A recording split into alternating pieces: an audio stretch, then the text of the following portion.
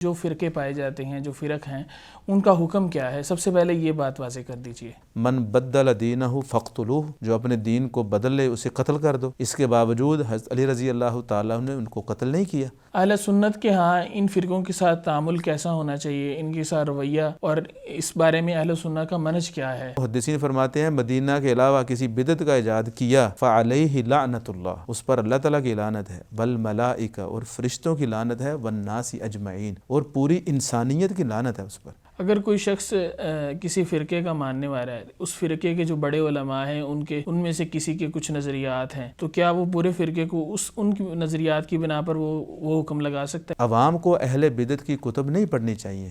کیوں؟ اس کے اندر تو اسلام کا وہ حقیقی چہرہ ہے ہی نہیں۔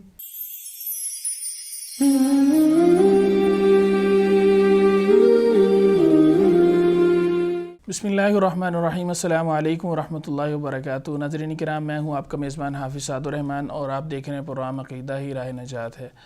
ناظرین کرام، اس پروگرام میں ہم جو امت کو درپیش مسائل ہیں ان کا حل پیش کرتے ہیں، اور اسی طرح جو امت کے عقائد و نظریات ہیں ان کو درست سمت دکھانے کے لیے ہم مختلف مسائل پر گفتگو کرتے ہیں۔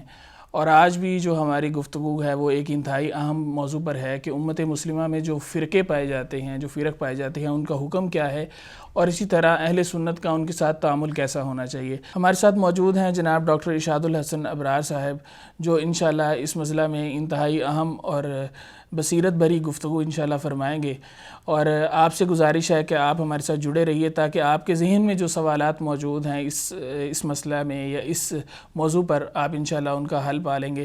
تو ڈاکٹر صاحب کی طرف چلتے ہیں، ڈاکٹر صاحب سے گفتگو کرتے ہیں۔ ڈاکٹر صاحب کیسے ہیں آپ؟ جی الحمدللہ، اللہ تعالیٰ کا بڑا شکر اور احسان ہے۔ ڈاکٹر صاحب، میں سب سے پہلے آپ سے یہ سوال کرنا چاہوں گا کہ امت مسلمہ میں جو فرقے پائے جاتے ہیں، جو فرق ہیں، ان کا حکم کیا ہے؟ سب سے پہلے یہ بات واضح کر دیجئے۔ دیکھیں، بدقسمتی سے امت مسلمہ مختلف فرقوں کا افتراق کا، اختلاف کا شکار ہو گئی، جس کی وجہ سے مختلف فرقے جو ہیں وہ معرض وجود میں آئے، جیسا کہ ہم پہلے بات کر چکے ہیں۔ لیکن کسی بھی فرقے پر حکم لگانے سے پہلے ہمیں یہ فرق کرنا انتہائی ضروری اور ناگزیر ہے کہ ایک ہوتا ہے قول اور ایک ہوتا ہے فرقہ۔ ٹھیک ہے۔ ایک ہے نظریہ، کانسیپٹ، اور ایک ہے فرقہ یا جماعت۔ صحیح۔ تو کسی بھی فرقے پر حکم لگانے سے پہلے ہمیں یہ فرق کرنا ضروری ہے، یہ قول ہے، یہ فعل ہے، اور دوسرا یہ فرقہ ہے۔ بس اوقات ایسا ہو سکتا ہے کوئی جو قول ہے یا جو نظریہ، عقیدہ، کانسیپٹ ہے وہ کفر ہو، یا وہ بدعت ہو، یا وہ اس سے علاوہ کوئی اور چیز ہو، لیکن اس کا جو قائل ہے، جو معتقد ہے، وہ کافر نہ ہو، وہ بدعتی نہ ہو، وہ فاسق نہ ہو سکتا ہے ہمارے آڈینس کے لیے یہ بات تھوڑی سی عجیب محسوس ہو ان کو، لیکن یہ حقیقت ہے۔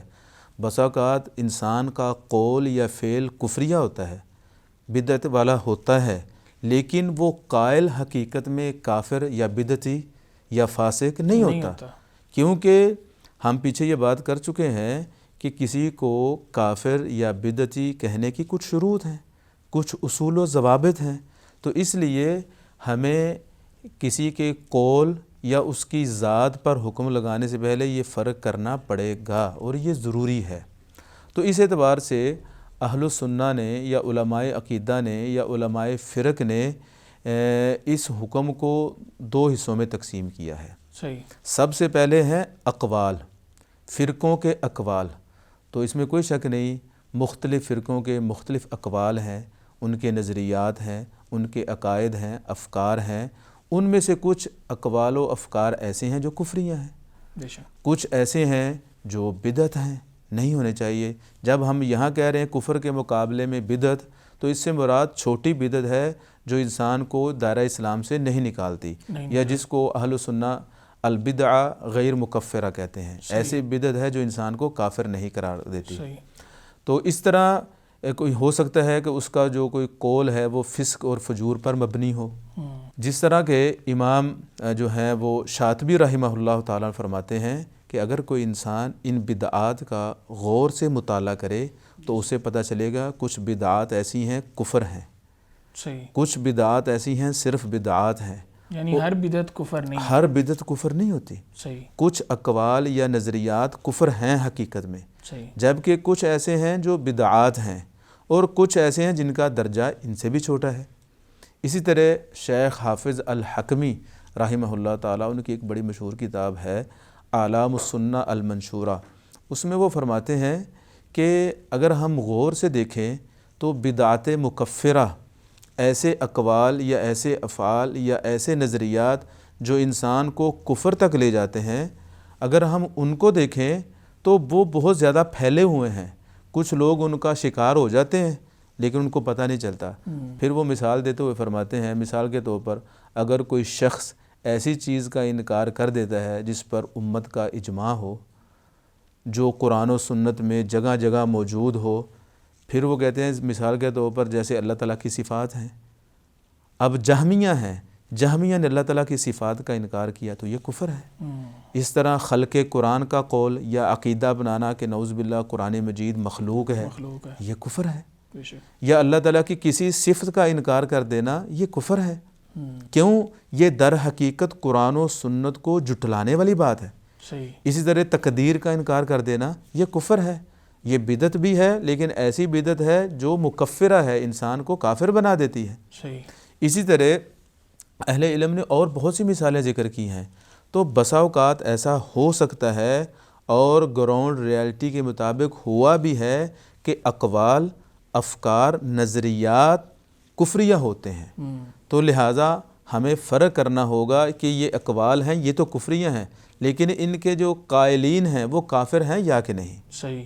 تو یہ اقوال تو جیسا کہ ہم نے ذکر کر دیا مثال کے ساتھ، بسا اوقات کفریہ بھی ہوتے ہیں، بسا اوقات بدعات میں سے ہوتے ہیں، اور بسا اوقات فسق و فجور پر مبنی ہوتے ہیں. یعنی ہر جو بدعتی فرقہ ہے اس کو ہم کافر نہیں کہہ سکتے، یعنی اس پر ایک طرح کا ہر بدعتی فرقے کے پر حکم نہیں لگا سکتے. جی بالکل نہیں لگا سکتے. صحیح. یعنی اگر کسی پر حکم لگانا ہے تو اس کے بارے میں علماء فیصلہ کریں گے، اس کے بارے میں غور و خوض کریں گے، یا جو حکمران ہے وہ دیکھیں گے اس کے بارے میں. بالکل ایسا ہی ہے. صحیح. اور ایسا بھی ہو سکتا ہے کہ اگر ایک جو فرقہ ہے اس کے جو علماء ہیں یا جو ان کے اقوال و افعال ہیں وہ ایسے ہیں جو کافرانہ ہیں، اور ان کے بارے میں علماء نے فتویٰ بھی دیا ہے کہ یہ کفریہ ہیں. جی ٹھیک ہے. لیکن اس کے چونکہ جو ہر فرقے کے ماننے والے ہیں وہ ہر ایک کو اس کے بارے میں علم نہیں ہوتا. جو ایک عامی شخص ہے ایک فرقے کا ماننے والا تو اس کو علم نہیں، تو کیا وہ بھی اسی میں آئیں گے یا ان کا حکم الگ ہوگا؟ ابھی ہم بات کر رہے ہیں صرف ان کے اقوال کی، ان کے عقائد کی، کہ ان کے اقوال اور ان کے عقائد افکار وہ کفریہ ہیں، جس طرح جہمیہ ہیں. جی جی ٹھیک ہے نا. صحیح. ہم نے مثال دے کے سمجھایا.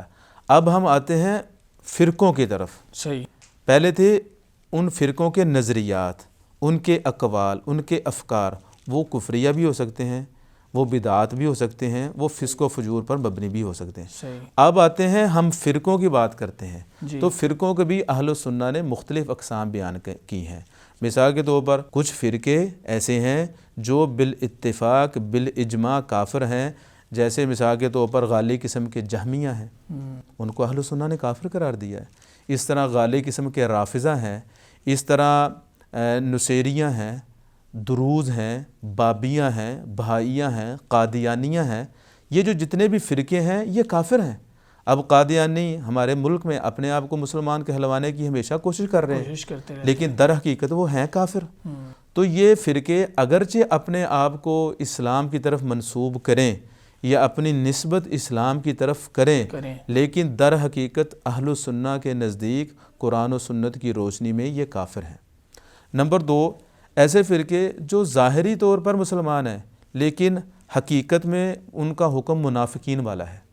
جیسا کہ شیخ الاسلام امام ابن تیمیہ رحمہ اللہ تعالیٰ اپنے فتاویٰ میں ذکر کرتے ہوئے فرماتے ہیں، کرامتہ ایک فرقہ ہے اس کے بارے میں کہ یہ اپنے آپ کو اسلام کی طرف منسوب کرتے ہیں، اسلام کا ڈنڈورا پیٹتے ہیں، دن رات اسلام کا نام لیتے ہیں، لیکن ان کے عقائد، ان کے افکار، نظریات یہودیوں، عیسائیوں سے بھی بسا اوقات برے ہیں، ان کے ساتھ جا ملتے ہیں. وہ فرماتے ہیں یہ ظاہری طور پر اگرچہ اپنے آپ کو مسلمان کہلوائیں لیکن حقیقت میں یہ کافر ہیں. تو وہ فرماتے ہیں ان کا حکم پھر منافقین والا ہے کہ دنیا میں ان کو اسلام والا سٹیٹس دیا جائے گا، لیکن آخرت میں ان کا حکم وہی ہے جیسے کہ منافقین کا ہے. اللہ تعالیٰ فرماتے ہیں ان المنافقین فی الدرک الاسفل من النار. پھر تیسری قسم ایسے فرقوں کی ہے جو بالاجماع اسلام سے نہیں نکلے، اگرچہ انہوں نے کچھ بدعات کا ارتکاب کیا، اگرچہ انہوں نے غلط افکار اور عقائد اپنائے، لیکن اس کے باوجود وہ مسلمانوں کے اندر شامل ہیں۔ صحیح۔ ان میں سے پھر اہل سنہ مثال دیتے ہیں کہ مرجیہ ایک فرقہ ہے جو اعمال کو ایمان کا حصہ نہیں مانتے، ٹھیک ہے، مرجیہ فرقہ جو ہے اس کو اہل سنہ کافر نہیں قرار دیتے۔ اس طرح جو ہے ایک فرقہ ہے المفضلہ، اب تو ان کا وجود نہیں ہے، یہ صحابہ کرام کے زمانے میں وجود تھا، جو کہتے تھے کہ عثمان رضی اللہ تعالیٰ عنہ مفضول ہیں، علی رضی اللہ تعالیٰ عنہ افضل ہیں۔ افضل ہے۔ بعد میں پھر اہل سنہ کا اس چیز پر اجماع ہوا کہ سب سے افضل ابو بکر، پھر عمر، پھر عثمان، پھر علی رضی اللہ تعالیٰ عنہ۔ تو ایسا فرقہ جو حضرت علی رضی اللہ تعالیٰ عنہ کو حضرت عثمان پر فضیلت دیتا تھا، علم کی بنیاد پر وہ سمجھتے تھے، ان کو مفضلہ کہا جاتا ہے، لیکن ان لوگوں نے بھی بعد میں رجوع کر لیا۔ تو ایسے فرقوں کو اہل سنہ جو ہے وہ کافر قرار نہیں دیتے۔ کافر نہیں قرار دیتے۔ ہاں یہ ہو سکتا ہے ان کے اندر کچھ بدعات ہوں، کچھ خرافات ہوں، کچھ ان کے نظریات اسلام کے متضاد ہوں، لیکن وہ کافر نہیں ہیں۔ چوتھی قسم ایسے فرقوں کی ہے جن کے درمیان اہل سنہ میں اختلاف پایا جاتا ہے، جی۔ آیا یہ فرقے کافر ہیں یا کہ نہیں ہیں، ٹھیک ہے۔ مثال کے طور پر خوارج ہیں، جی۔ خوارج کے بارے میں بڑا مشہور اختلاف ہے اہل سنہ کے درمیان۔ امام شاطبی رحمہ اللہ اپنی کتاب الاعتصام میں بڑا لمبا چوڑا انہوں نے اختلاف ذکر کیا ہے۔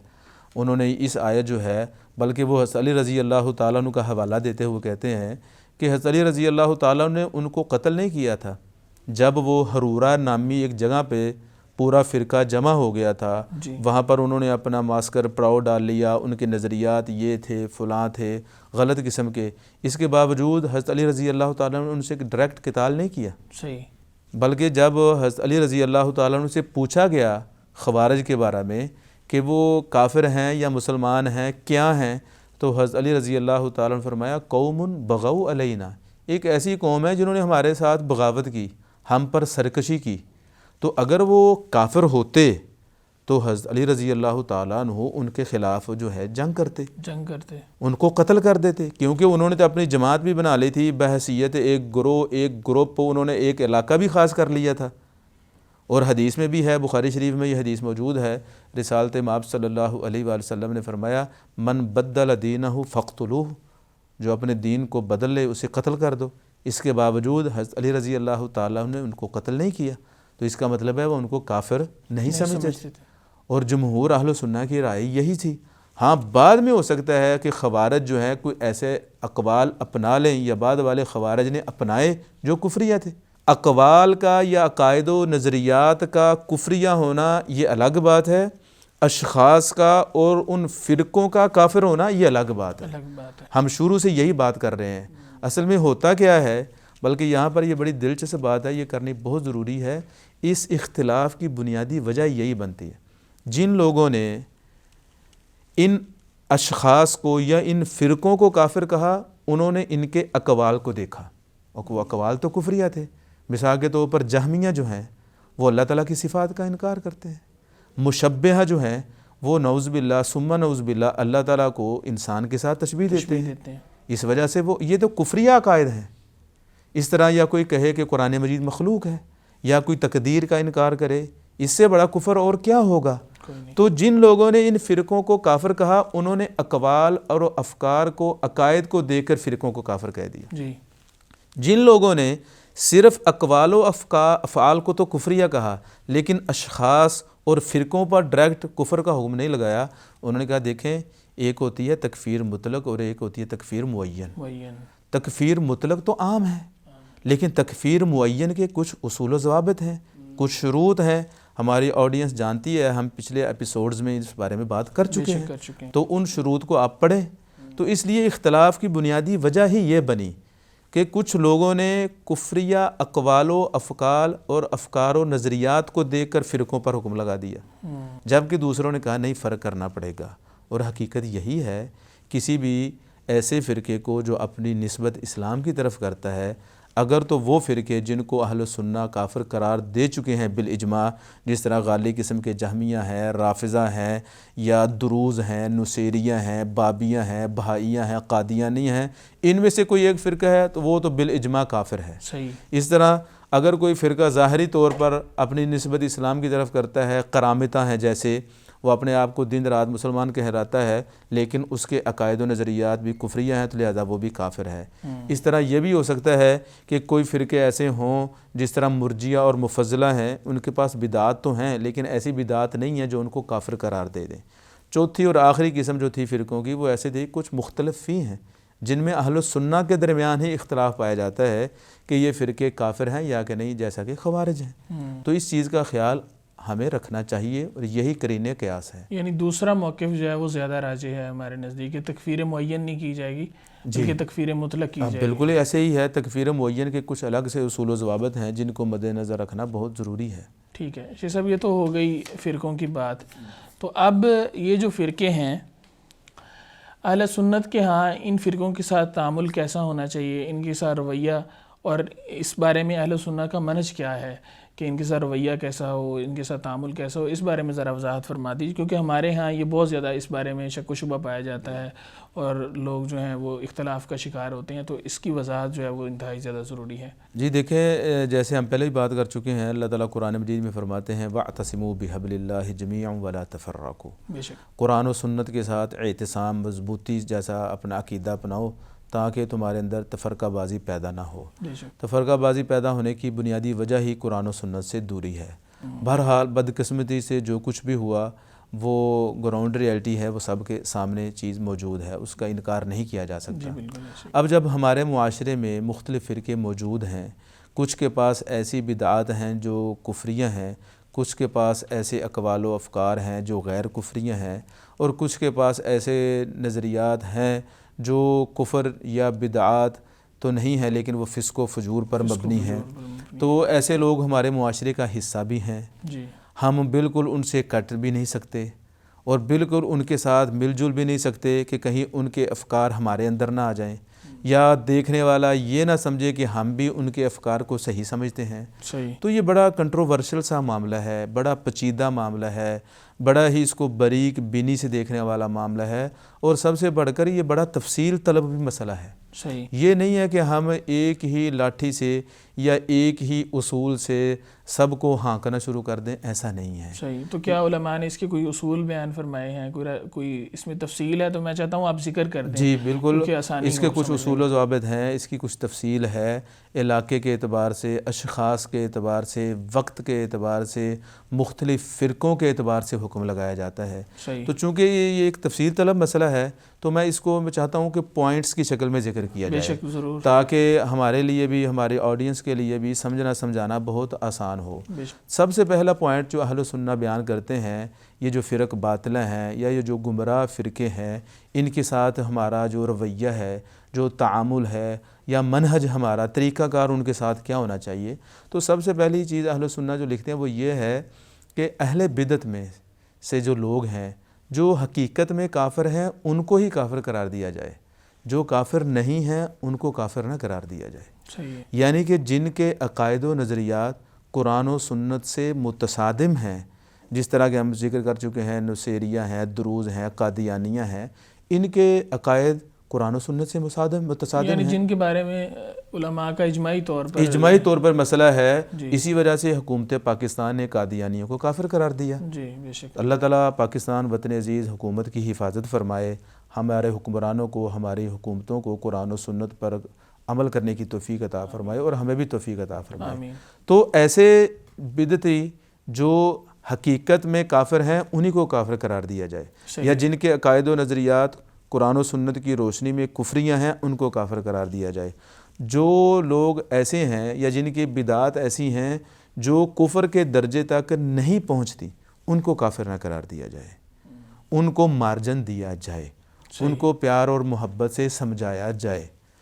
دوسرا پوائنٹ یہ ہے کہ ان کے لیے حق کا بیان ہونا چاہیے، حق ان تک پہنچانا چاہیے۔ یہ علماء اسلام جو ہیں یا اہل السنہ ہیں جو ہیں، ان کی ذمہ داری ہے وہ بدعتی فرقوں تک حق پہنچائیں، وہ تفریق کیے بغیر، تفریق کیے بغیر ان کو قرآن کا صحیح مدعا، قرآن کی حقیقی روح، اسلام کا اصل میسج ان تک پہنچانا چاہیے۔ اس میں ایسے فرقے بھی شامل ہیں جن پر اجماعی طور پر فتویٰ ہے کہ یہ کافر ہیں، یا ان کے نہیں علاوہ؟ صاف ظاہر ہے جو کافر ہیں وہ تو کافر ہی ہیں، جیسے قادیانی ہیں. نہیں، حق تو ان تک بھی پہنچنا چاہیے کہ آپ یہ غلط کر وہ رہے ہیں. تو فرقے مسلمان ہیں تب بھی، یا کوئی نان مسلم ہے تب بھی، یا جو حقیقت میں غیر مسلم ہیں یہودی عیسائی، حق تو ان تک بھی پہنچانا چاہیے. لیکن یہاں پر چونکہ ہماری بات ہو رہی ہے ان فرقوں کی جو اپنی نسبت اسلام کی طرف کرتے ہیں، یا وہ فرقے جو اسلام کے اندر پیدا ہوئے، ہم ان کی بات کر رہے ہیں. ٹھیک ہے نا.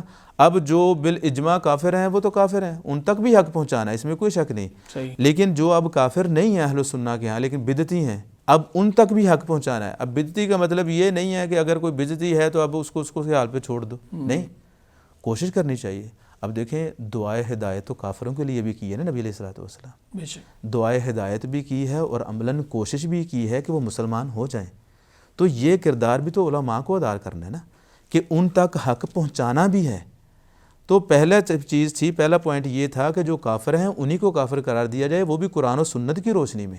دوسرا پوائنٹ یہ ہے کہ ان تک حق پہنچایا جائے، اور جب جب اہل سنہ اپنی رسپانسبلٹی، اپنی ذمہ داری اچھے طریقے سے ادا کرتے ہیں، اہل بدعت ڈر جاتے ہیں، دب جاتے ہیں، کیونکہ ان کو پنپنے کا موقع نہیں ملتا. لیکن جب اہل سنہ یا کچھ علماء یا کسی علاقے کے لوگ سست ہو جائیں حق سچ لوگوں تک پہنچانے میں، پھر اہل بدعت کو موقع ملتا ہے، پھر وہ سر اٹھاتے ہیں. 2-4 دن پہلے کسی عالم دین کی گفتگو سن رہا تھا، اس میں انہوں نے بہت ساری ایسی علماء کی مثالیں ذکر کی کہ انہوں نے ان کے پاس گئے کہ ان کو پڑھا، ان کو دیکھا، ان کی بات سنی، تو وہ خود اس مسئلہ میں غلطی کا شکار ہو گئے.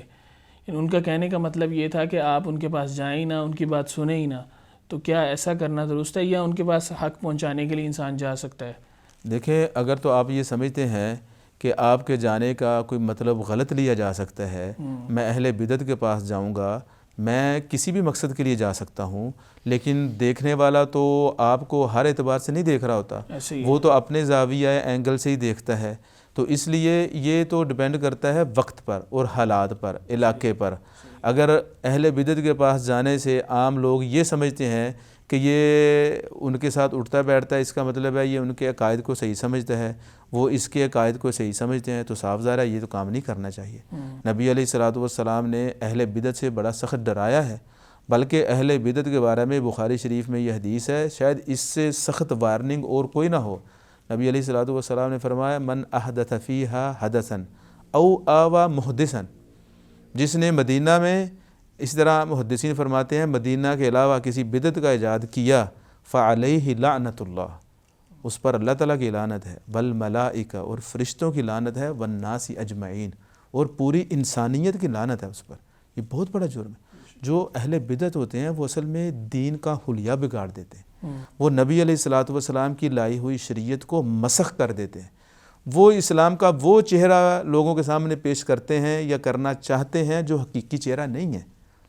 تو اس لیے ایک عالم آدمی کو یا ایک مذہبی آدمی کو کوئی بھی قدم اٹھانے سے پہلے سوچنا چاہیے کہ اس کی نیت اچھی ہو سکتی ہے، لیکن لوگ اس کے قول فعل سے کیا تاثر لیں گے. تو میں یہی بات کر رہا تھا کہ جب اہل سنہ نے اپنی ذمہ داری ادا کی باقاعدگی کے ساتھ، اہل بدعت ڈرے رہے اور دبے رہے. جب اہل سنہ کسی علاقے میں یا کسی وقت میں تھوڑے سے کمزور ہوئے تو ان کو موقع ملا سر اٹھانے کا. جس طرح کہ امام عبداللہ بن مبارک رحمہ اللہ فرماتے ہیں اذا خفیت السنہ ظہرت الاہواء، جب اہل سنہ تھوڑے سے مخفی ہوتے ہیں یا سنت کسی گوشے میں چلے جاتی ہے تو اہل اہواء، خواہش پرست لوگ جو ہیں، اہل بدعت جو لوگ ہیں، ان کو موقع مل جاتا ہے، پھر وہ اپنی بدعات کو عوام میں پھیلا دیتے ہیں. صحیح. اس طرح تیسرا پوائنٹ ہے اہل سنہ نے جو لکھا ہے اہل بدعت کے ساتھ تعامل اور منہج کا، وہ یہ ہے کہ وجوب العدل معہم، ان کے ساتھ عدل و انصاف سے کام لیا جائے. صحیح. ان پر ظلم نہ کیا جائے. یعنی کہ جتنے جرائم، جتنے غلط افکار و عقائد ان کے اندر ہیں، ان کے مطابق ان پر حکم لگایا جائے، اس سے تجاوز نہ کیا جائے. کیونکہ اہل سنہ قرآن و سنت کے پابند ہیں، وہ حق سے آگے تجاوز نہیں کرتے. صحیح. وہ اگر کوئی غیر کافر ہے اس کو کافر نہیں کہتے، اگر کوئی غیر بدعتی ہے اس کو بدعتی نہیں کہتے، اگر کوئی فاسق نہیں تو اس کو فاسق نہیں کہتے، اگر کوئی جھوٹا یا فاجر نہیں تو اہل سنہ اس کو جھوٹا اور فاجر نہیں کہتے. اگر کوئی شخص کسی فرقے کا ماننے والا ہے، اس فرقے کے جو بڑے علماء ہیں ان میں سے کسی کے کچھ نظریات ہیں، تو کیا وہ پورے فرقے کو ان کی نظریات کی بنا پر وہ حکم لگا سکتا ہے جو ان اقوال اور افعال دیکھیں، عام طور پر یہ بھی اہل سنہ کا ایک اصول ہے کہ جو بڑوں کا طریقہ کار ہے، جو ان کا امیج ہے، عوام کا وہی ہوتا ہے. صحیح. مثال کے طور پر مسلمان اصل میں کیا ہیں؟ اللہ تعالیٰ کی عبادت کرنے والے، اللہ تعالیٰ کو، نبی علیہ الصلوۃ والسلام کو ماننے والے. تو اصل یہی ہے مسلمانوں میں. پھر آگے جب ہم چھوٹے فرقوں میں آئیں گے، پھر دیکھیں گے اس فرقے کے بڑے لوگوں کے نظریات کیا ہیں، تو وہی چھوٹے لوگوں کے نظریات ہیں. یہی سمجھا جاتا ہے. ہو سکتا ہے انفرادی طور پر کوئی فرقہ جو ہے اس کا کوئی ماننے والا آدمی وہ غلط نہ ہو، لیکن عام طور پہ ایسا ہوتا ہے. ایسے بھی ہوتا ہے کہ بعض فرقوں میں ان کے علماء جو ہیں ان کے اندر ہی اختلاف پایا جا رہا ہے. جی، وہ اختلاف ہوتا ہے، لیکن وہ انفرادی چیزوں میں ہوتا ہے، میجورٹی میں نہیں ہوتا نا. تو یہ ہم بات کر رہے ہیں کہ عوام کا وہی حکم ہے جو بڑوں کا حکم ہوتا ہے. صحیح. مثال، اس کی مثال آپ یوں سمجھ سکتے ہیں، نبی علیہ الصلوۃ والسلام سے جب پوچھا گیا جو نان مسلم ہیں ان کے بچوں کے بارے میں یا چھوٹے بچوں کے بارے میں، اللہ عالم بما کانوا عاملین، اللہ تعالیٰ زیادہ جانتا ہے جو وہ عمل کرنے والے تھے. اب یہودیوں عیسائیوں کے بچے صاف ظاہر ہے وہ یہودی عیسائیوں کے بچے ہیں، مسلمانوں کے بچے وہ مسلمانوں کے بچے ہیں. انشاءاللہ کافروں نے جہنم میں جانا ہے اگر وہ کفر پہ مر جاتے ہیں، اسلام قبول نہیں کرتے.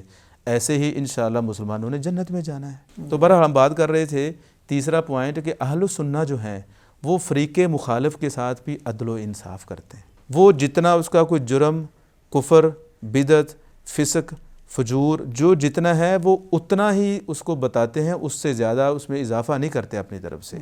فریق مخالف کو ہرانے کے لیے یا خود جیتنے کے لیے ایسا وہ ظلم و زیادتی یا مبالغہ نہیں کرتے، بلکہ شیخ الاسلام امام ابن تیمیہ رحمہ اللہ نے اپنے فتاوی میں لکھا ہے کہ اہل السنہ جتنا گمراہ فرقوں کے ساتھ عدل و انصاف کرتے ہیں، وہ گمراہ فرقے آپس میں بھی ایک دوسرے کے ساتھ اتنا عدل و انصاف نہیں کرتے. اہل السنہ تو صرف اسی کو کافر کہتے ہیں جو قرآن و سنت کی روشنی میں کافر ہوتا ہے، لیکن یہ فرق باطلہ گمراہ فرقے آپس میں ایک دوسرے کو سب کافر کہتے ہیں. یہ جتنے فرقوں کے ہم نے نام لیے، دروز، نصیریہ، بابیہ، بہائیہ، اسماعیلیہ، یہ سب آپس میں ایک دوسرے کو کافر کہتے ہیں. اگر کوئی شخص اہل سنہ اپنے آپ کو اہل سنہ میں سے سمجھتا ہے، لیکن وہ اس عدل کا جو دامن اس کو چھوڑتا ہے، تو اس کی کیا وعید ہے، اس کا کیا حکم ہے؟ صاف ظاہر ہے اگر کوئی کسی میں وہ چیز ڈال دے گا جو اس میں حقیقت میں نہیں ہے تو یہ بہتان ہے. اگر کوئی آپ کسی پہ بلیم کرتے ہیں، کوئی چیز ڈال دیتے ہیں دانستہ جانتے بوجھتے ہوئے، تو یہ تو جرم ہے. ہاں، اگر غیر دانستہ یا غیر شعوری طور پر آپ نے کسی کے بارے میں بدگمانی پیدا کر لی تو انشاءاللہ اللہ تعالیٰ بڑا غفور و رحیم ہے، معاف کرنے والا ہے. صحیح. تو چوتھا پوائنٹ جو اہل سنہ بیان کرتے ہیں گمراہ فرقوں کے ساتھ رویے اور منہج کے اعتبار سے، وہ یہ ہے کہ امت کو ان کے بارے میں بتایا جائے. دیکھیں، یہ اہل سنہ کی خیر خواہی اور ویل وشنگ سب سے پہلی کیا تھی؟ وہ کافر اسی کو قرار دیتے ہیں جو کافر ہے. دوسری چیز تھی وہ ان کے لیے حق کو واضح کرتے، کوشش کر سنت پہنچاتے ہیں.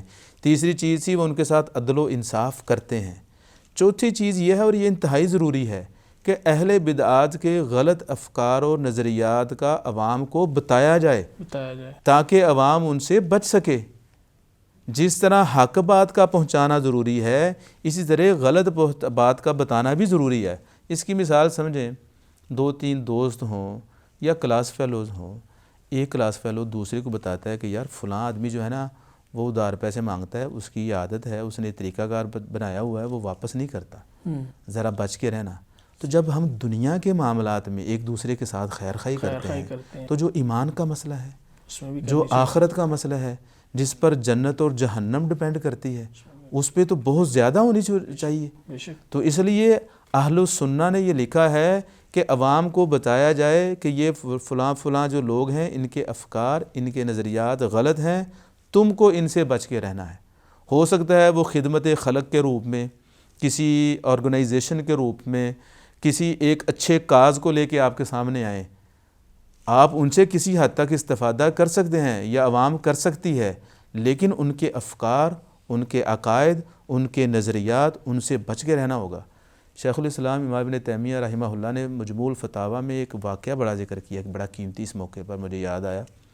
وہ کہتے ہیں امام احمد بن حنبل رحمہ اللہ سے پوچھا گیا کہ امام صاحب بتائیے، 2 شخص ہیں، ایک عبادت گزار ہے، وہ نمازیں پڑھتا ہے، روزے رکھتا ہے، اعتکاف بھی کرتا ہے، وہ آپ کے ہاں زیادہ اچھا ہے یا کہ دوسرا عالم جو عالم دین ہے وہ لوگوں کو اہل بدعات سے آگاہ کرنے میں دن رات صرف کر رہا ہے کہ یہ برے لوگ ہیں، ان کے افکار ایسے ہیں، ان کے نظریات ایسے ہیں، ان کے اندر شرکیات ہیں، خرافات ہیں، بدعات پائی جاتی ہیں، ان سے بچ کے رہنا۔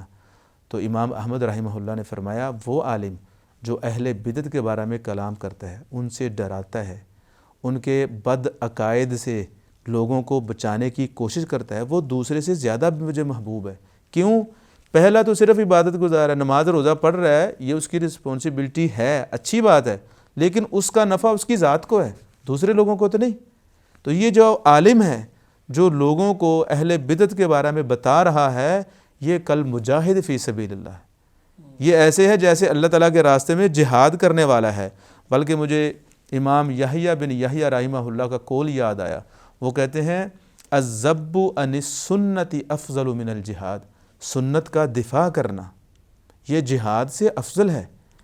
برے لوگوں کا، اہل بدعت کے عقائد و افکار کا عام لوگوں کو بتانا، ان کو ان کے غلط عقائد سے بچانا، یہ جہاد سے بھی زیادہ افضل ہے۔ اور کیا اس دفاع کرنے کا انداز اور یہ جو چیزیں ہیں ان کے اندر بھی کچھ اصول و ضوابط ہیں یا نہیں، کہ اختلاف کرنے کا بھی کوئی انداز ہونا چاہیے، یا اگر کوئی شخص اپنی تقریری صلاحیت کو بروئے کار لاتے ہوئے کس لیے اگلے شخص پر تنقید کرتا ہے اور اس کا مقصد یہ ہے کہ سنت کا دفاع، تو وہ کسی حد تک بھی جا سکتا ہے، یا تحریری جو اپنی تصنیف ہے اس کو بروئے کار لاتے ہوئے دفاع کرتا ہے سنت کا، تو وہ کسی حد تک بھی جا سکتا ہے، یا اس کے اندر بھی کچھ اصول و ضوابط کا خیال رکھنا ضروری ہے؟ دیکھیں ہم پہلے بھی شاید ایک دو ایپیسوڈ میں بات کر چکے ہیں، ادب الخلاف یہ تو ایک باقاعدہ سبجیکٹ ہے، یہ اسلام کا حسن ہے، ٹھیک ہے نا۔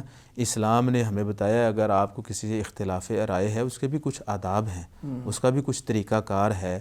تو اگر آپ کو کسی کی ذات سے اختلاف ہے، خاص کر اہل بدعت ہیں، ان کے بارے میں آپ لوگوں کو سمجھانا چاہتے ہیں، لوگوں کو گائیڈ لائن دینا چاہتے ہیں، ضرور دینی چاہیے، لیکن آپ کا انداز جو ہے وہ شائستہ ہونا چاہیے، آپ کے الفاظ جو ہیں وہ جچے تلے ہونا چاہیے، اخلاق کے آپ اعلیٰ ترین درجے پر فائز ہوں۔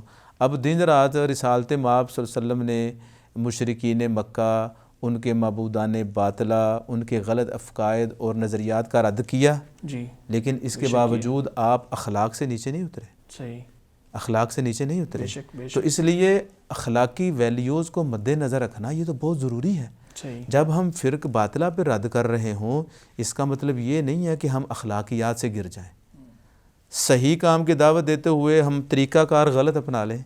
اور اس کا اثر یہ ہوتا ہے ڈاکٹر صاحب کہ دیکھا ہے کہ اکثر جو باطل عقائد والے لوگ ہیں وہ اچھے انداز میں بات کرتے ہیں، بڑے خوبصورت بات بنا کے پیش کرتے ہیں، اس کی وجہ سے عام عوام پر یہ اثر ہوتا ہے کہ عام عوام ان سے زیادہ متاثر ہو جاتی ہے، بجائے اس کے کہ ہمارا لہجہ تھوڑا سا کرخت ہوتا ہے۔ تو وہ اہل سنت یہ کہتے ہیں کہ منکر کا رد جو ہے نا، انکار، آپ منکر سے نہیں کریں گے، منکر کا انکار منکر سے نہیں ہوگا، بلکہ منکر کا انکار جو ہے وہ بڑے ہی حسن کے ساتھ ہوگا، اسلام کے اصول و ضوابط کی روشنی میں ہوگا۔ اس کی مثال وہ سمجھ لیں، ہم مختصراً ذکر کرتے ہیں کہ رسالت مآب صلی اللہ علیہ وسلم صحابہ کرام کے ساتھ مسجد میں تشریف فرما تھے، نئے نئے لوگ مسلمان ہو رہے تھے، آپ جانتے ہیں ایک صحابی بیچارے وہ نئے ابھی مسلمان ہوئے ہیں، اتنی اویئرنیس نہیں تھی، دین کے بارے میں مکمل نہیں جانتے تھے، وہ آئے مسجد میں ایک کونے میں بیٹھ کے انہوں نے جو ہے وہ پیشاب کر دیا، تو دوسرے صحابہ کرام بھاگے ان کو ڈانٹنے کے لیے، نبی علیہ الصلوۃ والسلام فرمایا ان کو ڈانٹو مت۔ اب بعد میں محدثین نے، اہل علم نے اس حدیث کی جو فوائد ذکر کیے ان میں سے ایک فائدہ یہ بھی ہے کہ نبی علیہ الصلوۃ والسلام نے اخلاق کا مظاہرہ کیا، اور دوسرا یہ ہے کہ اگر اس کو فوراً روکتے، اگر وہ اپنا پیشاب روک لیتا، ہو سکتا ہے اس کو فزیکلی کوئی پرابلم ہوتی، کوئی تکلیف ہوتی، اور تیسرا اسی وہ جلدی میں اٹھتا تو اس کے کپڑے خراب ہو جاتے، پیشاب کے چینٹے دائیں بائیں اور جگہ پہ پڑتے۔ تو حکمت و دنائی، پیار اور محبت، جو آدمی غلط کام کر رہا ہوتا ہے نا، بے شک وہ کفر بھی کر رہا ہے یا بدعت بھی کر رہا ہے، وہ ہمارا دشمن نہیں ہے، بے شک ہمیں یہ سمجھ لینا چاہیے کہ وہ بیچارہ ایک انسان ہے، لیکن وہ غلط رستے کا شکار ہو گیا ہے یا غلط لوگوں کا شکار ہو گیا ہے، ہم نے اس کو قریب لانا ہے، وہ ہمارا دشمن نہیں ہے۔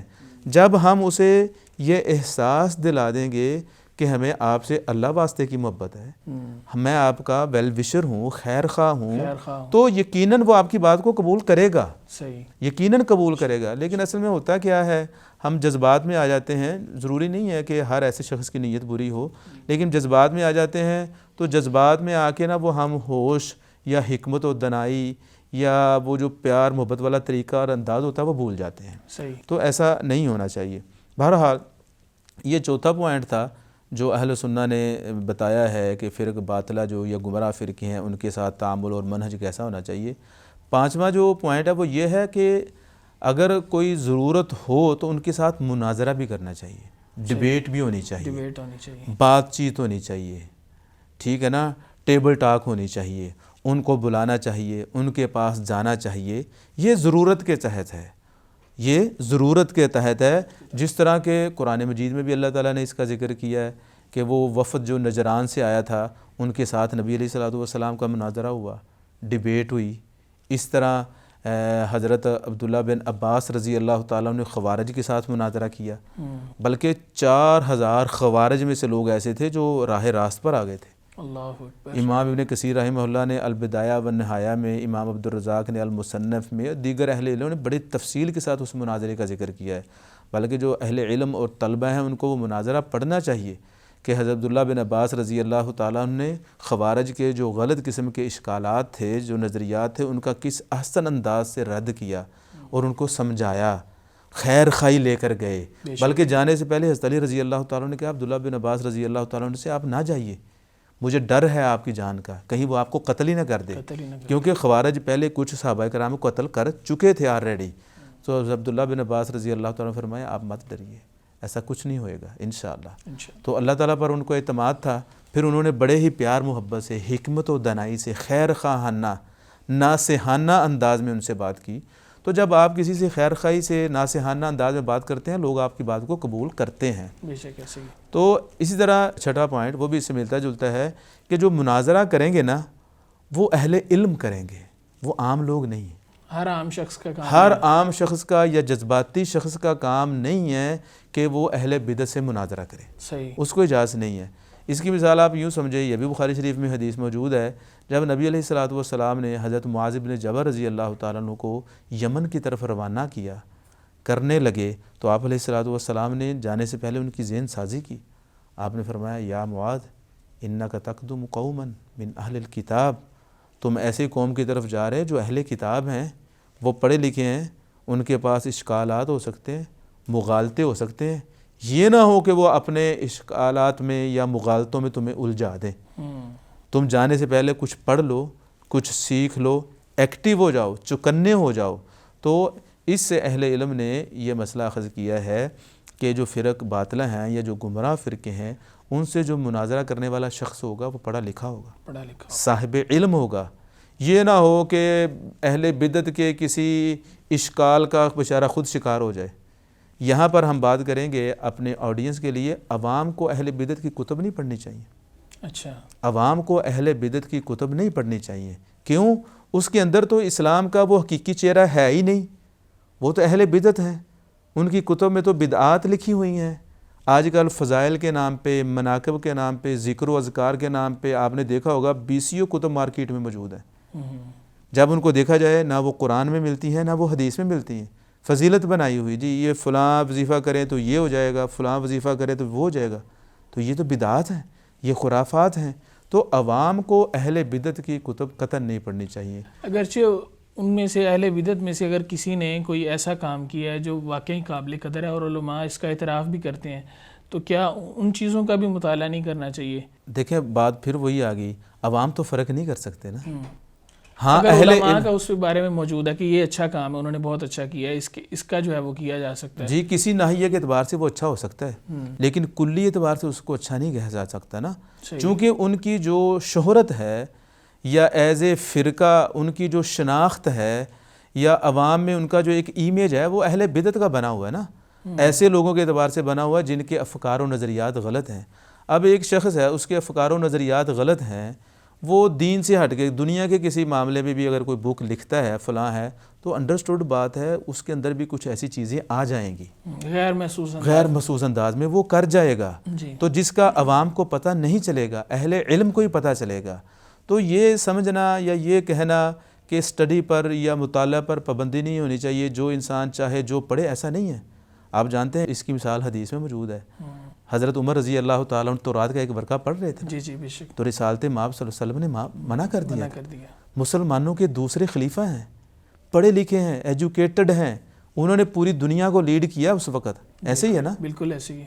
ان کی جو حکومت تھی وہ آج تک کسی کی ایسی حکومت نہیں آ سکی, لیکن اس کے باوجود رسالت مآب صلی اللہ علیہ وسلم نے ان کو دوسری کتاب پڑھنے سے منع کر دی. لیکن پھر اس دلیل سے تو یہ پتہ چلتا ہے کہ علماء کو بھی ان کا مطالعہ نہیں کرنا چاہیے. نہیں, علماء کو مطالعہ تب کرنا چاہیے اگر وہ احقاق حق کے لیے ہو, حق کی وضاحت کرنے کے لیے ہو. اس وقت تو نیا نیا اسلام آیا تھا نا. جی, جب اب اسلام مکمل ہو چکا ہے, دین کامل ہو چکا ہے, اب تو کوئی خطرہ نہیں. ہاں, اب خطرہ ہے عوام کو, جن کی بیس نہیں ہے, جن کو اسلام کی مبادیات کا نہیں پتہ, بیسک چیزوں کا نہیں پتہ. ہاں, ایک عالم دین ہے, وہ دین کو سمجھتا ہے, پختہ ہے, اسے اعتماد ہے, تو انشاءاللہ اللہ کے فضل سے وہ ڈگمگائے گا نہیں. وہ اہل بدعت کی کتابوں کو پڑھے گا اہل بدعت کا رد کرنے کے لیے, نہ کہ اس سے استفادے کے لیے. اس میں استفادہ کیا ہوگا جب کتاب ہی وہ اہل بدعت کی ہے, اس میں استفادہ کیسے ہو سکتا ہے؟ کوئی اچھی بات بھی تو ہو سکتی ہے نا, اگر اس کے اندر ہزاروں غلطیاں موجود ہیں تو کوئی درست چیزیں بھی ہو سکتی ہیں. دیکھیں, یہ ایک جادوگر ہو, جی مداری کرنے والا جادوگر, تو وہ تو کافر ہو جاتا ہے. اگر وہ اپنی جادوگری میں درمیان میں کوئی اچھی بات کر بھی جاتا ہے, اس کا کیا فائدہ؟ اس نے اپنے جادو سے لوگوں کے نظریات ہی خراب کر دی. میں آپ کو مثال دینا چاہوں گا کہ اگر ایک شخص ایک کتاب کا مطالعہ کرتا ہے, اس کے اندر بہت ساری غلط چیزیں موجود ہیں, لیکن اس کے ساتھ ساتھ وہ کچھ صحیح چیزیں بھی موجود ہیں جو واقعی فائدہ مند ہیں. تو جب وہ کتاب کا ریویو کرتا ہے بطور عالم دین, ایک عالم دین ہے, وہ ریویو کرتا ہے اور اس میں وہ ذکر کر دیتا ہے یہ چیزیں اس میں اچھی ہیں, یہ اس میں غلط ہے, تو یہ کیا عدل کا تقاضا نہیں ہے؟ کسی حد تک ہو سکتا ہے. جی, شیخ الاسلام امام ابن تیمیہ نے کیا. اور پہلا ہمارا ایک دوسرا پوائنٹ یہ تھا, تیسرا, کہ اہل سنہ کہتے ہیں فرق جو باطلہ ہیں, گمراہ فرقے ہیں, ان کے ساتھ عدل و انصاف کیا جائے. شیخ الاسلام امام ابن تیمیہ نے امام غزالی رحمہ اللہ کی کئی جگہ پہ تعریف بھی کی ہے, اور یہ بھی بتایا ہے کہ ان کی کتب کے اندر یہ خرافات بھی موجود ہیں. تو ٹھیک ہے, آپ یہ ڈیپینڈ کرتا ہے وقت پر, حالات پر. اب مثال کے طور پر اہل بدعت میں سے کچھ لوگ ہیں یا ان کی کچھ بکس ہیں, آپ ایک اوپن پلیٹ فارم پہ آئیں, وہاں پہ آ کے جو ہے آپ ان کی مدح سرائی کریں, تو لوگ تو سمجھیں کہ وہ صحیح ہے. ایسے تو نہیں صحیح. آپ پھر دونوں چیزوں کو مد نظر رکھنا ہوگا. آپ کہیں کہ یہ کتاب جو ہے اس کے اندر یہ خوبی ہے اس اعتبار سے, لیکن اس کے افکار, اس کے نظریات, اس کتاب کا جو مرکزی خیال ہے وہ صحیح نہیں ہے. یہ عدل و انصاف تو ہونا چاہیے. شیخ الاسلام امام ابن تیمیہ رحمہ اللہ نے کیا, دوسرے لوگوں نے بھی کیا ہے. بلکہ اللہ تعالیٰ نے دیگر اقوام کا جو ذکر کیا قرآن مجید میں, ان کی خوبی دنیا کے معاملات میں وہ کیسے تھے, ان کے پاس کیسی ٹیکنالوجی تھی, کیسی صلاحیتیں اور سکلز تھی, اللہ تعالیٰ نے بھی ذکر کیا. لیکن ساتھ ساتھ بتایا کہ ان کا انجام کیا ہوا. اصل چیز تو یہ ہے. صحیح. تو ضمناً کوئی بات ہو سکتی ہے, اس کا کوئی حرج نہیں ہے, لیکن اصل یہ ہے کہ عوام جو ہے اہل بدعت کی کتب کا مطالعہ نہ کریں, اہل علم کریں, وہ بھی احقاق حق کے لیے, لوگوں کو ان کے غلط عقائد و افکار کے بارے میں بتانے کے لیے. ڈاکٹر صاحب آپ کا بہت شکریہ. اگرچہ یہ ابھی ہمارا جو یہ گفتگو کا سلسلہ یہ جاری ہے, ابھی کچھ اہم جو سوالات اور تفصیلات اس کی ذکر کرنی باقی ہیں, تو میں امید کرتا ہوں انشاءاللہ آپ ہمیں پھر وقت عنایت فرمائیں گے, اور انشاءاللہ یہ سلسلہ جاری رہے گا. آج چونکہ وقت جو ہے وہ کم ہے, تو یہیں پر ہم اپنے پروگرام کو ختم کرتے ہیں. آپ کا بہت شکریہ. ناظرین کرام, آپ کا بہت شکریہ کہ آپ نے اس پروگرام کو سماعت فرمایا. اور آج ہم جس موضوع پر ہم نے گفتگو کی, یہ انتہائی اہم مسئلہ ہے, اور امت کے اندر بہت زیادہ اس کے بارے میں اختلاف پایا جاتا ہے کہ اہل سنت کا اہل بدعت کے ساتھ تعامل کیسا ہونا چاہیے. اس بارے میں ہم نے گفتگو کی, اور انشاءاللہ اس سلسلے کو ہم اگلے پروگرام میں بھی بڑھائیں گے, اور اسی موضوع پر سوالات جو ہیں وہ ذکر کریں گے. تو اللہ تعالیٰ سے ہم یہ دعا کرتے ہیں, اللہ تعالیٰ ہمیں حق کو پہچاننے کی توفیق عطا فرمائے, اور ہمیں راہ راست جو ہے وہ عنایت فرمائے. اور آج کے لیے ہمیں اجازت دیجیے. السلام علیکم ورحمۃ اللہ وبرکاتہ.